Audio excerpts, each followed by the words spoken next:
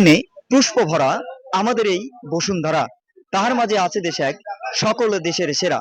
ও সে স্বপ্ন দিয়ে তৈরি সে দেশ, স্মৃতি দিয়ে ঘেরা। গ্রাম বাংলার পথ ঘাট, হাট বাজার সবই যেন এক স্মৃতি বিজড়িত দৃশ্য। আমাদের ইতিহাস, ঐতিহ্য, কৃষ্টি, সংস্কৃতি, দেশ ও মানুষের কথাগুলো জানতে এবং জানাতে, দেখতে এবং দেখাতে দৈনিক প্রান্তিক থেকে নিয়ে যাই আপনাদের দেশের বিভিন্ন প্রান্তে। এরই ধারাবাহিকতায় আমরা এসেছি পাবনার বেড়া উপজেলার চাকলা ইউনিয়নের পাচুরিয়া বাজারে। পাচুরিয়া বাজারের বর্তমান প্রেক্ষাপট এবং ক্রেতাদের ব্যস্ততার চিত্র তুলে ধরবো আপনাদের সামনে। আমি এখন এক বাজারের স্থানীয় এক ভাইয়ের সাথে কথা বলবো, বাজারের সম্পর্কে জানবো। আচ্ছা, আপনার ধারণা মতে বাজার কত সালে প্রতিষ্ঠিত হয়েছে আপনি একটু আমাদেরকে জানাবেন এবং এই বাজার সম্পর্কে আপনি বিস্তারিত বলবেন।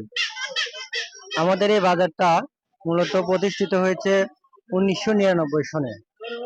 সর্বপ্রথমে একটা দোকান এইখানে তৈরি করে, সেই দোকান থেকে একটা একটা করতে করতে আজ অনেক দোকান প্রতিষ্ঠিত করে। ওনার নাম ছিল সাহেব আলী।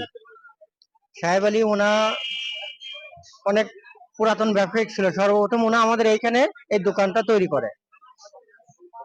আজ আমরা এই বাজারটিতে অনেক দোকানপাট হয়েছে, প্রায় 50-60টার মতো। আমি এক দোকানে এসেছি, কীটনাশক ও সারের দোকানে, যেখান থেকে এই গ্রামের অধিকাংশই কৃষকেরা তাদের প্রয়োজনীয় সার এবং কীটনাশক নিয়ে থাকে। আমি এই দোকানদার ভাইয়ের সাথে কিছু কথা বলবো। ভাই, আপনার নাম কি? আমার নাম মোহাম্মদ হায়দার আলী। আপনি কতদিন হলো দোকান দিয়েছেন? আমি আজ 15 বছর। 15 বছর। আপনার দোকানে তো লাইসেন্স আছে? লাইসেন্স আছে, বিআরটিসি লাইসেন্স, কীটনাশক লাইসেন্স দুটোই আছে। এখন এক শরবত বিক্রেতার দোকানে আসছি। ভাই, আপনার প্রতিদিন শরবত বিক্রি করে কেমন আয় হয়? 1000-1200 টাকা। আলহামদুলিল্লাহ, ভাইয়ের 1000-1200 টাকা শরবত বিক্রি করে আয় হয়। আপনার খরচ বাদ দিয়ে কত টিকে? আপনার খরচ বাদ দিয়ে তো 1000-1200 টাকা টিকে।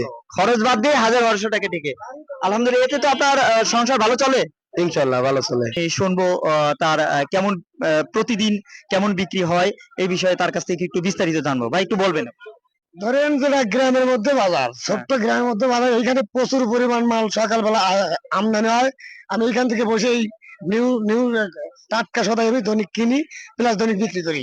হ্যাঁ, আপনি টাটকা সদাই প্রতিদিন কেনেন এবং প্রতিদিন বিক্রি করেন। আচ্ছা, যাই হোক, আপনার এইখানে যে আমগুলো দেখতে পাচ্ছি, এই আমগুলো কি ভাই আপনার গাছের আম? এই আমগুলো আমাদের এইখানে দেশাল গুটি, অরিজিনাল দেশাল গুটি প্রতিদিন পড়তেছে। প্রতিদিন প্রচুর পরিমাণ সকাল বিকাল আমদানি হচ্ছে। আমি এখান থেকে কিনতেছি, প্লাস গ্রামের লোকের কাছে বিক্রি করতেছি। এসেছি এক সেলুনের দোকানে। আমি সেলুন ভাইয়ের সাথে একটু কথা বলবো। ভাই, আপনার দোকানে যে সেলুনটা দিয়েছেন কতদিন হলো এবং কত বছরের সম্পর্কে একটু আমাদের বিস্তারিত জানবেন। এই সেলুনের বয়স তো প্রায় 25 বছর হয়েছেই। 25 থেকে 26 বছর আমি এই দোকানে কাজ করি। 25 থেকে 26 বছর। আপনি কি এটা নিজস্ব দোকান? না, দোকান আমার ভাড়া, কিন্তু দোকানের ডেকোরেশন আমার নিজস্ব। ডেকোরেশন আপনার নিজস্ব। আপনার এই যে সেলুনের দোকান থেকে দৈনিক কেমন আয় হয় ভাই? হ্যাঁ, মোটামুটি ভালোই হয়। 1000, 1200, 800, 1500, হ্যাঁ পার্মানেন্ট 1000 থাকেই। আমি এক ভাইয়ের কাছ থেকে শুনলাম যে তার দোকান থেকে প্রতিদিন 1000+ আয় হয় এবং আয় দিয়েই তিনি তার সংসার চালায়। এতে তিনি আপনি এতে কি সন্তুষ্ট? খুব। হ্যাঁ, অবশ্যই আমি সন্তুষ্ট, অনেক সন্তুষ্ট। ভগবান আমাকে যা দেয় ইনকাম, আমি তাতেই সন্তুষ্ট। এর দুইটা ওয়ার্ড, 5 এবং 6 ওয়ার্ড। আপনি কোন ওয়ার্ডের মেম্বার ভাই? আমি 6 নম্বর ওয়ার্ডের মেম্বার। আমি 6 নম্বর ওয়ার্ডের এক মেম্বার ভাইরে পেয়েছি। তার কাছে কিছু জানবো। ভাই, আপনার নাম বলবেন আর এই বাজার সম্পর্কে আপনি কিছু বলবেন। আমার নাম মোহাম্মদ চাঁদ আলী, চাকলা ইউনিয়ন, পাচুরিয়া 6 নম্বর ওয়ার্ডের মেম্বার। আমাদের এই বাজারটা আসলে অনেক অবহেলিত। আমাদের এই বাজারে দেখা যায় সরকারি কোনো অনুদান আসে না, বিধায় আমরা এই বাজারে কোনো উন্নত কাজ করতে পারি না। যদি আমাদের হয়তো সরকার থেকে কোনো অনুদান আসতো, তাহলে আমরা এই বাজারে ভালো কিছু করে পারতাম। আমাদের একটা বাজারে একটা টয়লেটের দরকার। দেখা যায় যে মানুষজন অনেক জায়গা থেকেই আসে, কিন্তু আমরা তাদের কাছে দেখা যায় অপমান হওয়া লাগে। তো তাই সরকারের কাছে আবেদন, যদি আমাদের একটা টয়লেট দিত তাহলে আমরা এই জায়গাটা আমাদের বাজারটা আরো ভালো হতো। তারপরে বাজারের জায়গা খুব সংকট, তারপরে একটু জায়গা যদি আমাদের হয়তো বাড়ায় দিত তাহলে আমরা একটু উপকৃত হইতাম এবং আমাদের দেশের লোকজনও একটু উপকৃত হইতো।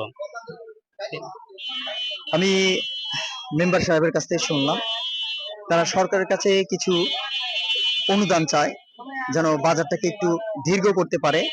সরকার থেকে অনুদান আসলে এই বাজারে একটি টয়লেট নেই, সেই টয়লেটটাও তারা করতে পারে।